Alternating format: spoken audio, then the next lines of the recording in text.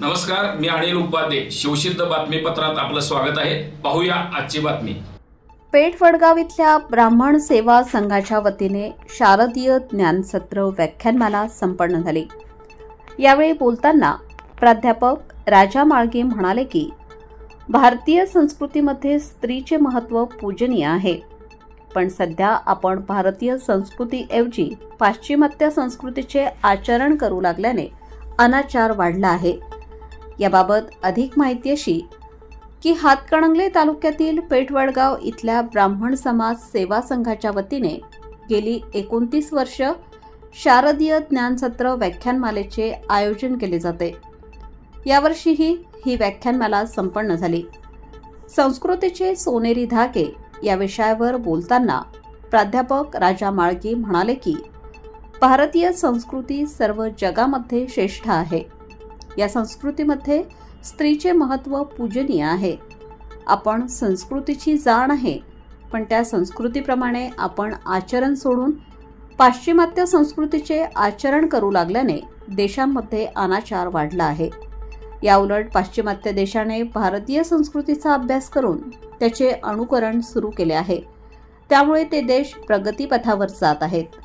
या संपूर्ण व्याख्यानमालेत विनायक गायकवाड, डॉक्टर आनंद कुलकर्णी, प्रमोद माळी, संजय लिमये, अश्विन कुमार कुलकर्णी, बाबासाहेब परीट, दीपक भागवत यांची विविध विषयावर व्याख्याने संपन्न झाली. यावेळी ब्राह्मण समाज संघाचे अध्यक्ष प्रमोद देवस्थळी, उपाध्यक्ष Sanjay Buva, Vasudev Ambapkar, Rameshchandra Joshi, advocate Vivek Kamalakar, Nitin Sapate, Amol Charankar, Rajendra Devasthali, doctor Suhas Alatekar, Abhijit Charankar, Atul Deshpande, doctor Sachin Joshi, advocate Sameer Mungale, Aniruddha Joshi, सेवा संघाचे मार्गदर्शक दत्तात्रय सपाटे, वसंत कमलाकर, सुरेश देवस्थळी, दिलीप जोशी, वसंत जोशी, अनिल जोशी, दिलीप जोशी यांच्यासह पदाधिकारी, पेठ वडगाव ग्रामस्थ मोठ्या संख्येने उपस्थित होते. त्या मातीमध्ये मात्र समकाळामध्ये या संस्कृतीकडे अक्षम्य असं दुर्लक्ष झाले. ग्रेस नावाचे एक कवी आहे, त्याचं माणिक गोडगाठी असं नाव आहे. त्यांनी संध्याकाळच्या कविता नावाचा एक कविता संग्रह लिहिलेला आहे. त्याच्यामध्ये 4 ओळी फार छान लिहिल्या. काय अवस्था आहे आज आपल्या समाजाची. आपण गर्वित असतो, पण आपलं कोणीच नसतं. या भयान कातर वेळी आठवते राघव वेळा, घेऊन जरीचे दुःखे जातात कुठे या. ही जी कातर वेळ आहे ती माणसाला अस्वस्थ करून जाते. नाहीच कुणी आपुले प्राणावर धरणारे, धिक्कार धुक्याच्या वेळी हृदयाला स्पंदन आहे. गर्दी खूप आहे का? म्हणजे सहज रस्त्यावरून चाललो आपण आणि आपलं लक्ष जर नसेल तर किमान 2-3 लोकांचे धक्के लागतील इतकी गर्दी आपल्या आसपास आहे. इतक्या गर्दीत राहून सुद्धा आपल्या मनामध्ये एकटेपणाची जाणीव सातत्याने होते. कुणाचा पायपूस कुणाला नाही, अशा पद्धतीचा सांप्रत काळ आहे. नाती आहे, पण त्या नात्यांमध्ये स्नेह, औदार्य, ममत्व यासारख्या गोष्टी ज्या असायला हव्या त्या आता आपल्याला पाहायला मिळत नाही. की आमचा मुंबईमधला एक कवी आहे, त्यांनी या समकाळाचं चित्रण करताना 2 ओळी अशा लिहिल्या आहेत. तो असं म्हणतो, आई तू रविवारी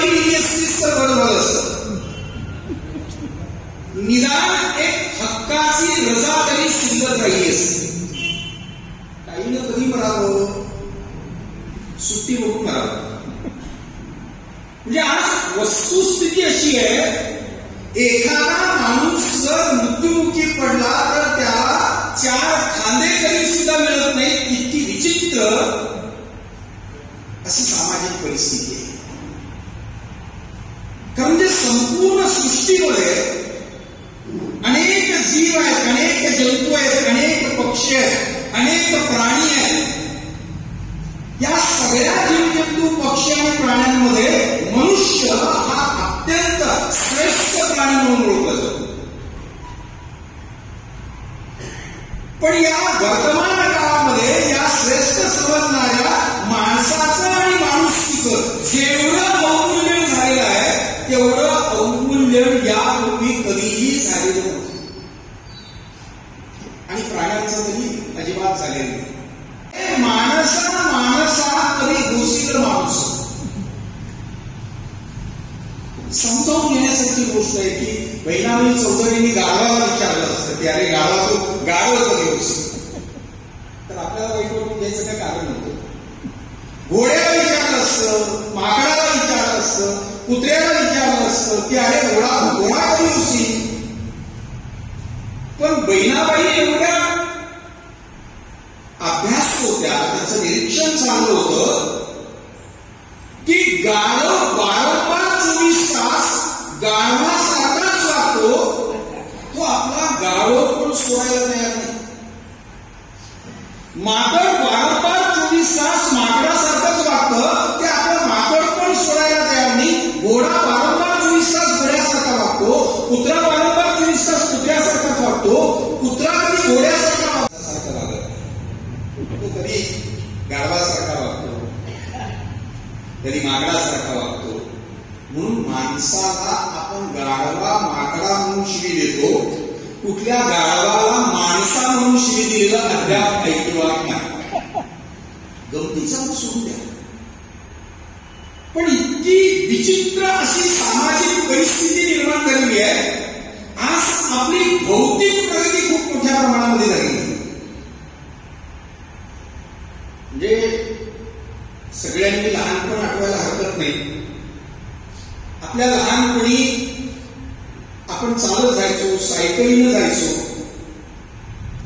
इतक्या गाड्या रस्त्यावर आलेल्या आहेत की मोजायला अंक कमी पडावेत एवढ्या गाड्या रस्त्यावर आहेत. मातीची घरं गेली, खूप मोठ्या बंगल्यांमध्ये माणसं राहत आहेत. नुसतं एक स्वयंपाकघर जर आपण घेतलं तर त्या स्वयंपाकघरामध्ये किती परिवर्तन झालेलं आहे हे तुमच्या लक्षामध्ये येईल. आता त्याच्या तपशिलामध्ये जात नाही. पण भौतिक प्रगती इतक्या मोठ्या प्रमाणामध्ये झालेली आहे,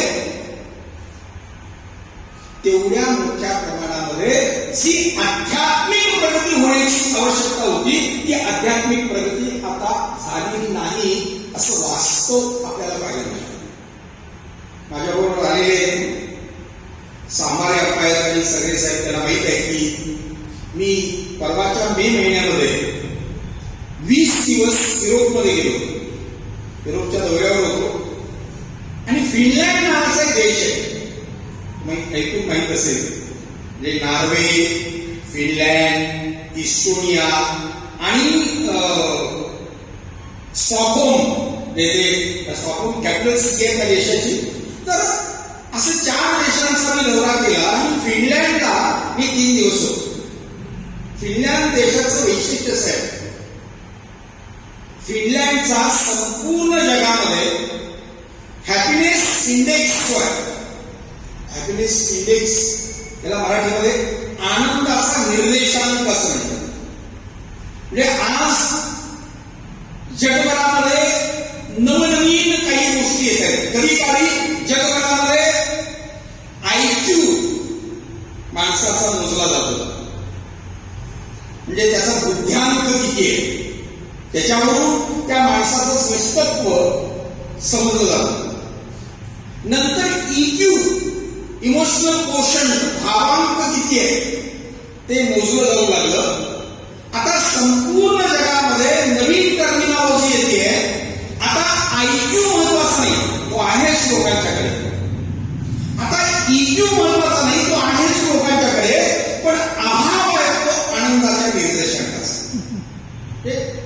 लोकांच्याकडे पैसे आहेत, लोकांच्याकडे संपत्ती आहे, लोकांच्याकडे कपडे आहेत, उत्तम सकस आहार आहे, पण लोकांच्याकडे एका गोष्टीचा अभाव आहे, ती गोष्ट म्हणजे आनंद. शिवसिद्ध न्यूजसाठी पेठ वडगावहून विकास कांबळे.